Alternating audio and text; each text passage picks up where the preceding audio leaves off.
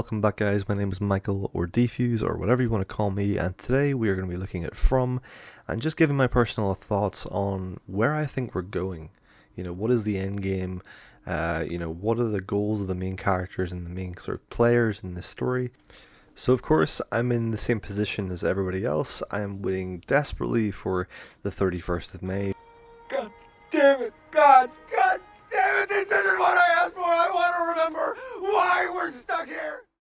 So let's not be stuck like Jade. Let's look ahead to the next episodes. For episode 6, The Heart is a Lonely Hunter. So the description reads, Boyd and Jade find themselves at odds over whether they can trust the knowledge in Jade's head. Deeply troubling news from the settlement makes its way back to town. So, I mean, it's pretty self-explanatory there from what we've learned in episode 5 with,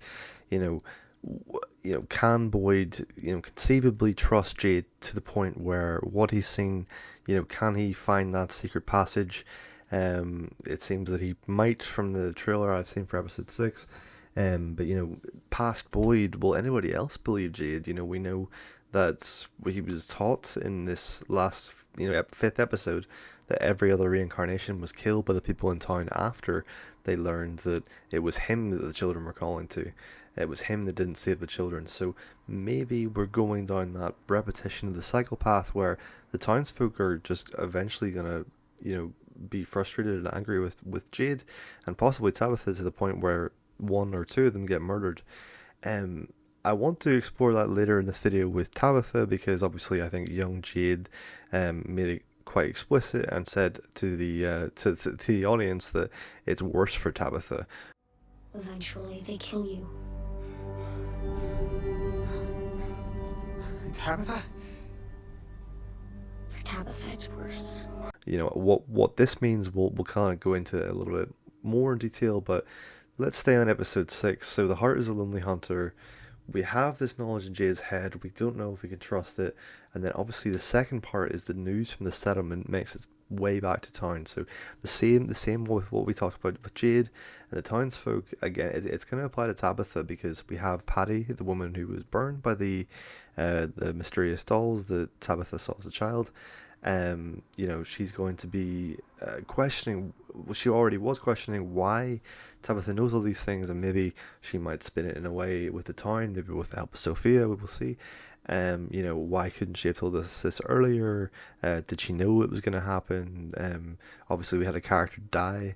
I forget his name, but obviously, maybe she's going to blame Tabitha for his death, and we'll see where we go from there.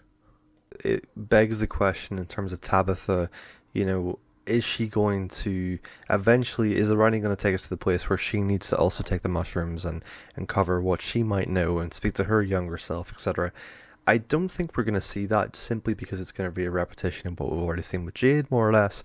But what I do think we might see is that the town might, catch wind of what Jade has claimed to see in this mushroom trip, and maybe try and force that experience onto Tabitha.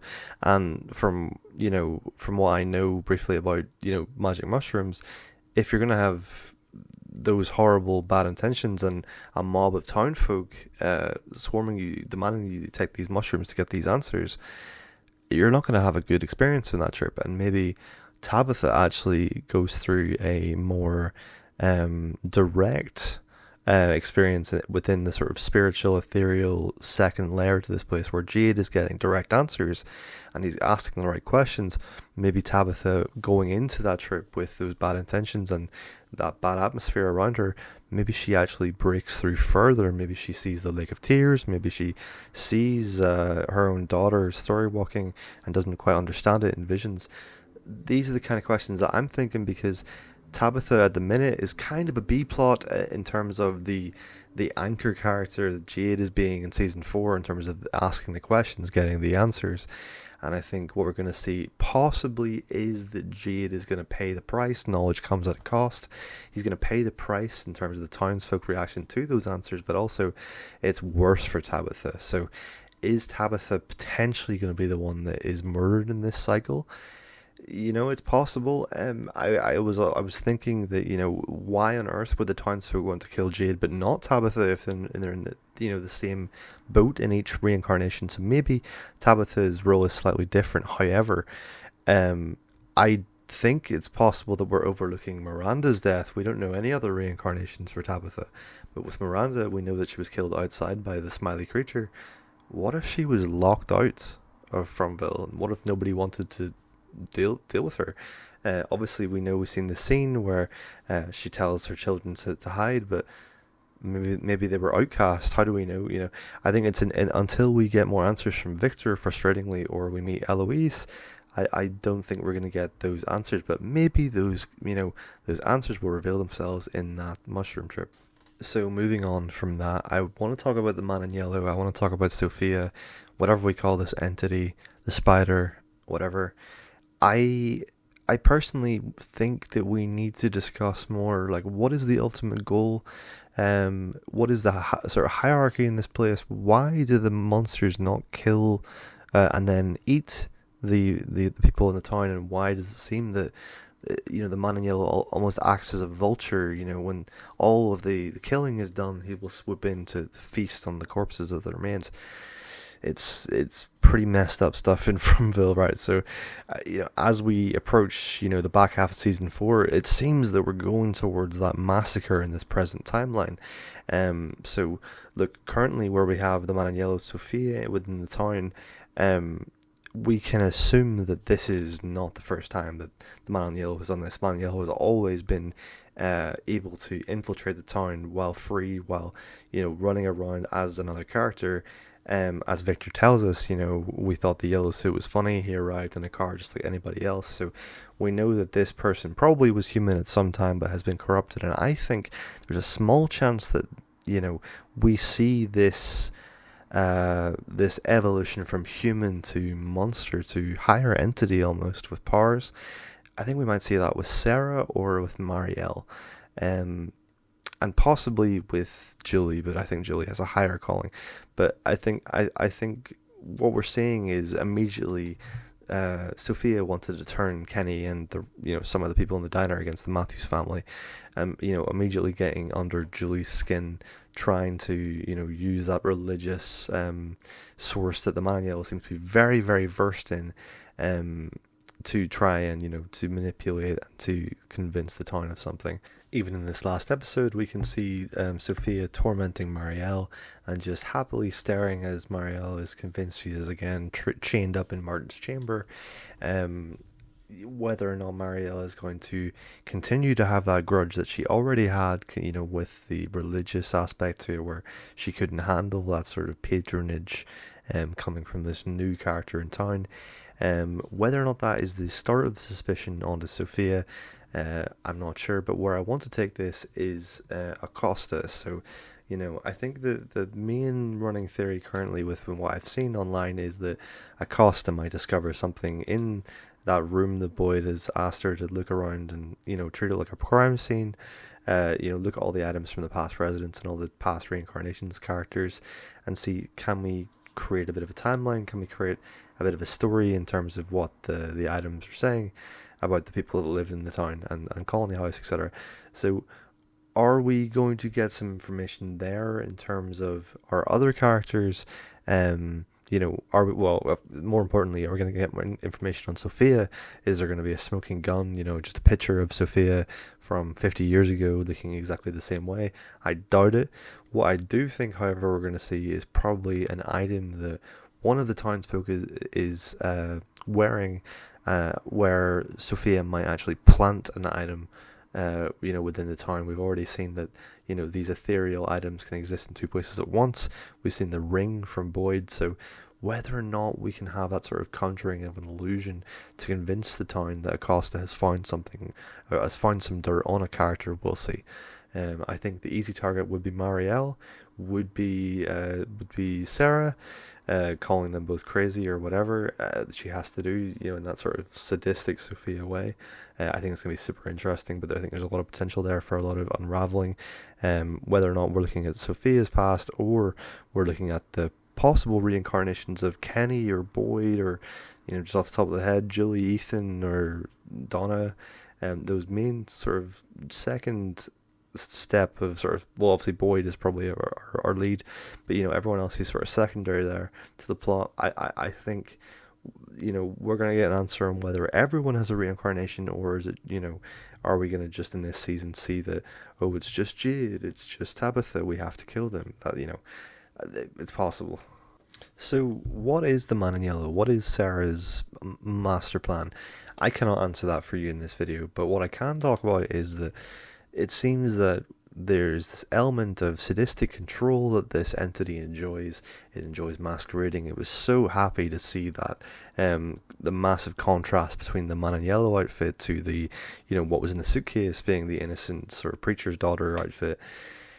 We see how she seems to just revel in the Abrahamic sort of story of knowing that Sarah would poison the Fromville population if she was required to, and we've seen that already this season. So what will Sarah have to do? What will the voices tell her to do? Will we see the Man in Yellow physically control other people, and is that in the sort of realm of trying to get them to turn against Jade and Tabitha? Will we, I heard online some speculation on whether or not the conversation between Randall and Julie, the argument that they had, where the Man in Yellow seemingly was, listening, Sophia was listening to the conversation and gaining that knowledge. Is it possible that's staged? I've heard a little bit of, conversation around that. Is it possible that Julie is further along in her story walking and sort of who Sophia is? Maybe she was there when Sophia got into the car, etc.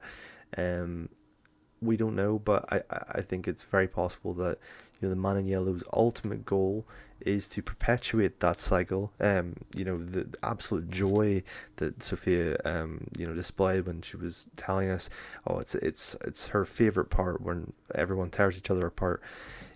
I think that an entity like that whose sort of power is seemingly brought from the town and from that lake of tears, I think their goal will be to perpetuate the story, and our boy in white and our forces of good in the town are there to break the cycle. And I think Julie is the key to do that.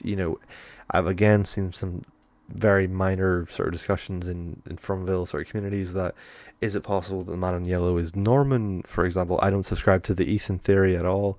But obviously in the start of the series we see that Julie kills Norman, and Norman has to be brought to the Lake of Tears to be revived. I think it's not a real possibility that, from how many times seemingly Julie and the Man in Yellow will meet or have met, or we have to stop meeting like this, the Man in Yellow has said to Julie. I think it's possible that Julie might kill the Man in Yellow and maybe cause the Man in Yellow to be brought somewhere thinking he's going to be healed, like the Lake of Tears. The fairies are going to help him, but maybe the fairies corrupted him, and these fairies actually were that darker, higher, more powerful entities that once tricked the townsfolk into sacrificing their children, etc. There's so many ways that the creators of the show could take the story, and it's why it's so rich for theory crafting, and why it's so fun to sort of make these videos and sort of talk through the all the possible strands of where we're going. And it's going to be so upsetting when we finish this series, so it's actually a little bit nice to take this week just to sort of, okay, we've seen the first 5, it's going to get crazy. What the hell is going to happen with this golem? Are we going to get into the point where we have the Man in Yellow as some spider creature who is fighting our golem? Is Sophia going to corrupt our golem and is going to break down Colony House and everyone has to run for their lives and the massacre begins? It's going to be hectic. I hope we see the massacre before the end of season 4, just simply because I want to see what comes after there. Is it going to be as dark as the massacre will go forward as it did last incarnation, where the boy Victor is left alive? It would be very dark. But if Ethan was the only character left alive in the town at the end of season 4, and we see this whole new generation of people, and Ethan has to be the sort of centerpiece to guide them out of here with the new Tabitha, the new Jade, etc., that would be fucking mental, pardon my French. But Yeah, I think this show is so rich for story crafting, and I'm so upset that it's ending in season 5, but it does give me some hope that we're going to get to these answers that I'm desperately looking for. So if you guys are enjoying these kind of videos and want to see more from me, please make sure to make yourself heard in the comments. Drop the video I think maybe 8% of the people that watch these videos in the last sort of 2 that I've made are actually subscribed, so I would really appreciate if you subscribe to the channel as well. And yeah, I'll see you in future From videos. Let me know all your ideas, let me know all your theories. I love responding to comments, so I will definitely do our Q&A, and I will see you guys with more From videos. See you later. Bye.